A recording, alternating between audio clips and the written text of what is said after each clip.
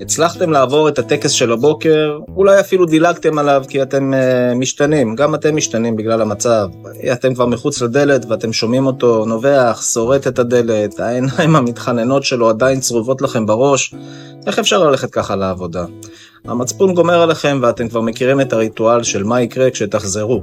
הצרכים שלו בכל מקום, נזקים בבית, שכנים שוב ידפקו על הדלת והתלוננו שיש לכם כלב שכל היום צורח בבית ושהם יתקשרו למשטרה. פייר? קשוח. קשוח כי הכלב שלכם הוא באמת כמו הילד שלכם. קשוח כי זו המצוקה שלו והיא נוגעת בכם. קשוח כי עברתם למוד של יוצאים מהבית רק כשאין ברירה. קשוח כי לאט לאט הקשרים החברתיים שלכם מתפוגגים. בכל זאת, כמה תירוצים כבר אפשר לתת לאי הגעה כשמזמינים אתכם, ולכו תספרו לאלו שאין להם כלב למה אתם לא מגיעים. זה קשוח כי הכלב שלכם מפרק לכם את הבית ממצוקה. קיצור, לקחתם כלב וידעתם שצריך לטפל ולהוציא וזה, אבל לא תיארתם לעצמכם את הקושי העצום הזה.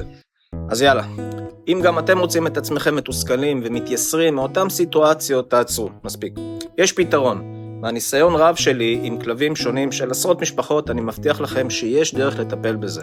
מוזמנים ללחוץ על הלינק ובואו תראו איך בכמה שבועות בודדים, ותרגול שלכם, אתם שמים את הסאגה הזאת מאחוריכם.